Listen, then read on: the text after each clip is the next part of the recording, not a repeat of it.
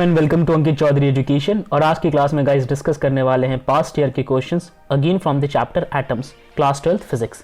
तो इससे पहले मैं क्वेश्चंस डिस्कस करूं, प्रीवियस डे के सॉल्यूशंस आपके सामने स्क्रीन पे ये रहा। मेक श्योर आप वीडियो पॉज करें, स्क्रीनशॉट ले ले, या फिर आप एक एक आंसर्स को टैली भी कर सकते हैं। मैं उम्मीद करता हूं आप सभी ने सही किया होगा, बट इनफैक्ट अगर आपने किसी ने गलत कर लिया है तो आप इसको मैचअप कर सकते हैं। बढ़ते हैं आज के पहले सवाल की ओर, जहां आपसे बोला हुआ है using Bohr's second postulate of quantization of orbital angular momentum show that the circumference of an electron in the nth orbit state in hydrogen atom is n times the de Broglie wavelength associated with it। तो इन्होंने पूछा हुआ है आपसे कि जो bore का second postulate है, जहां पे हम क्वांटाइजेशन की बात करते हैं ऑर्बिटल एंगुलर मोमेंटम के केस में, आपको बताना है कि जो सरकमफेरेंस होता है ना किसी भी इलेक्ट्रॉन का, यानी कि किसी ऑर्बिट का होगा सरकमफेरेंस और उस सरकमफेरेंस में इलेक्ट्रॉन रिवॉल्व करेंगे प्राइमरली, तो उसका क्या सरकमफेरेंस होगा अगर आप उसको डी ब्रॉगली वेवलेंथ के साथ एसोसिएट करोगे तो सबसे पहले बोर का सेकंड पोस्टुलेट होता है क्या है?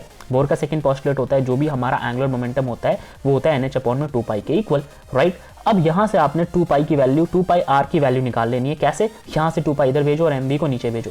दिमाग लगाओ जरा, NH/mv हो गया। mv को हम क्या बोल सकते हैं? मोमेंटम बोल सकते हैं। यहाँ पे हम लिख लेंगे p मोमेंटम, राइट। और यहाँ पे n है, अगर मान लीजिए कि n की वैल्यू पे मानता हूँ कि फर्स्ट, क्यों? क्योंकि हाइड्रोजन के केस में n की वैल्यू 1 होती है, तो यहाँ पे 1 पुट करोगे तो फिर ये हो क्या जाएगा कि आ जाएगा H/mv, और mv को अभी हमने p पुट किया है तो p होता है हमारे पास मोमेंटम। तो H/में मोमेंटम, और याद करो H/में मोमेंटम किसके बराबर था? ये था लैम्डा के इक्वल, राइट। ये देखो H/में मोमेंटम है लैम्डा के इक्वल।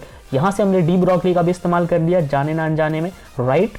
और अब आप यहाँ पे इस वाले वैल्यू को किसके इक्वल लिख सकते हो? लैम्डा के इक्वल लिख सकते हो। n जो था, अगर आपने 1 पुट नहीं करना तो वापस से आप यहाँ पे ले आओ, एज इट इज रहेगा ये, जैसे 2πr इक्वल हो गया n लैम्डा के, राइट। यहाँ पे लैम्डा जो है वो डी ब्रॉगली का वेवलेंथ है। अगर स्टूडेंट जो है वो केवल और केवल ये चीज लिख देता है, ठीक है, और उसने पूरी की पूरी इस डेरिवेशन को सॉल्व नहीं की, तो उसको केवल और केवल 2 मार्क्स दिए जाएंगे। चलिए आगे बढ़ते हैं। और आपसे पूछा हुआ है क्वेश्चन के सेकंड पार्ट में, the electron in hydrogen atom is initially in the third excited state. Electron शुरू में थर्ड एक्साइटेड स्टेट में है। आपसे बोला हुआ what is the maximum number of spectral line which can be emitted when it finally moves to ground state. तो जब वो ग्राउंड स्टेट में आ जाएगा तो स्पेक्ट्रल लाइन की मैक्सिमम वैल्यू क्या होने वाली है, ये आपको बताना है। तो सबसे पहले देखो है कहाँ पे, थर्ड एक्साइटेड स्टेट के लिए n की वैल्यू क्या होनी चाहिए? 4 होनी चाहिए, ठीक है। और ग्राउंड स्टेट के लिए n की वैल्यू क्या होनी चाहिए? 1 होनी चाहिए। अब जो पॉसिबल ट्रांजिशंस निकल के आएगा सामने, या तो 4 से थर्ड पे जाएगा, या 4 से सेकंड पे जाएगा, या 4 से फर्स्ट पे जाएगा। ये 3 जो है हमारे पॉसिबल ट्रांजिशन स्टेट निकल के आते हैं इन केस ऑफ 4, राइट। अब इसको कैलकुलेट करके देखते हैं। जब आप इनको कैलकुलेट करोगे तो यहाँ पे देखो n1 की वैल्यू 3 से कहां तक जा सकती है? 2 से 1 तक जा सकती है। अगर वो 2 से जाता है फिर वो कहां तक पहुंचेगा? 1 तक पहुंचेगा। तो पॉसिबल यहाँ पे ट्रांजिशंस कितने हो सकते हैं? पॉसिबल ट्रांजिशन हो सकते हैं यहाँ पे 6। समझ में आ गया? एक यहाँ से यहाँ जाएगा, या फिर यहाँ से यहाँ जाएगा, या फिर यहाँ से यहाँ जाएगा। तो ऐसे हमारे पास टोटल ट्रांजिशंस कितने हो गए? टोटल ट्रांजिशन हो गए 6, राइट। अगर आपको इसको कैलकुलेट करना है तो बहुत सिंपल एक फॉर्मूला भी होता है, n-1 डिवाइडेड बाई 2। इससे आप इसको कैलकुलेट कर सकते हो। n की वैल्यू अगर आप यहाँ पे पुट करते हो 4, ठीक है, तो यहाँ पे आ जाएगा 4 - 1 3, तो 4 3 जा 12, और डिवाइडेड बाई 2 वो बनेगा 6।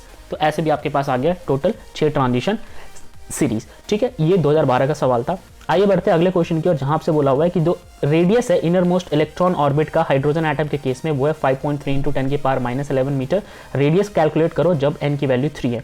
बहुत सिंपल सवाल है। रेडियस की बात करते हैं तो Rn = n² R0 होता है, जहाँ पे R0 जो है वो बोर का रेडियस है, वो कांस्टेंट है जिसकी वैल्यू होती है 5.3 × 10⁻11, ठीक है। और ये जो चीज़ है ये आपके सवाल में भी गिवन है, ओके। तो अब आप मेरे को एक बात बताओ कि यहाँ पे जब आप Rn निकाल रहे होगे, यानी कि थर्ड के केस में निकाल रहे होगे रेडियस, तो यहाँ पे पुट कर दो 3 इस n की जगह, बाकी वैल्यूज अपनी जगह एज इट इज है। यहाँ से थर्ड ऑर्बिट में जो रेडियस है वो निकल के आएगा 4.77 × 10⁻10 मीटर। अब आपको टोटल काइनेटिक एनर्जी निकालनी है, यूं कह लो आप पहले टोटल एनर्जी निकाल लो। तो जो एनर्जी का फॉर्मूला होता है वो होता है -c² divided by 8πε0r, right. अब यहाँ पे आपको वैल्यूज पुट करनी है। कौन सी वैल्यूज पुट करनी है? पाई की वैल्यू ε0 की और आर की, और आर अभी भी आपने ये वाली वैल्यू निकाली है। तो जब आप ये सारी चीज़ें पुट कर लोगे तो एनर्जी निकल के आएगी -3.4 × इलेक्ट्रॉन वोल्ट। अब बात करते हैं काइनेटिक एनर्जी, जो कि होता है again E² divided by 8πε0r, ठीक है। क्योंकि अभी सोच के देखो ना, कोई पोटेंशियल एनर्जी है नहीं, तो जो सारी एनर्जी है वो काइनेटिक में ही रहेगी, इसीलिए हमारे पास यही वैल्यू निकल के आई, राइट। तो ये किसके इक्वल होता है? टोटल एनर्जी के। तो जो ये आंसर है वही काइनेटिक के केस में आंसर हो जाएगा। समझ गए इस बात को? बस यहाँ पे आपने माइनस साइन हटा देना है। अब हम बात करते हैं पोटेंशियल एनर्जी का। तो पोटेंशियल एनर्जी जो होगा वो हमारे पास काइनेटिक एनर्जी का 2 टाइम्स होगा, या फिर यूँ कह लो टोटल एनर्जी का 2 टाइम्स होगा। तो 2 से आपने टोटल एनर्जी को मल्टीप्लाई करा लेना है। टोटल एनर्जी हमारे पास ये निकल के आया था, तो पोटेंशियल एनर्जी निकल के आएगा -6.8 इलेक्ट्रॉन वोल्ट। ठीक है, तो ये हमारे 2 क्वेश्चंस थे जिनको हमें आज डिस्कस करना था। आगे बढ़ते हैं और डिस्कस करते हैं आज के कुछ अनसॉल्व्ड क्वेश्चन जो आपको करने हैं। सेम कहानी है, आपने वीडियो पॉज करना है, स्क्रीनशॉट लेना है, उन क्वेश्चन को सॉल्व करके नेक्स्ट डे आपको बताना है, या फिर आप कमेंट बॉक्स में भी लिख सकते हैं। कुछ बच्चों को लगेगा कि मैंने सॉल्व क्वेश्चन तो बहुत कम डिस्कस कराए हैं और उनको करने के लिए ज़्यादा क्वेश्चंस दिए हैं। तो ये जितने भी क्वेश्चंस मैं आपको देता हूँ ये प्रीवियस वीडियो में ऑलरेडी डिस्कस हो चुका होता है, या मोर और लेस आगे मैं डिस्कस कर ही लेता हूँ। तो इसमें घबराने वाली कोई बात नहीं है, आपकी अंडरस्टैंडिंग बेटर डेवलप होगी जितने ज़्यादा क्वेश्चन आप खुद से सॉल्व करोगे।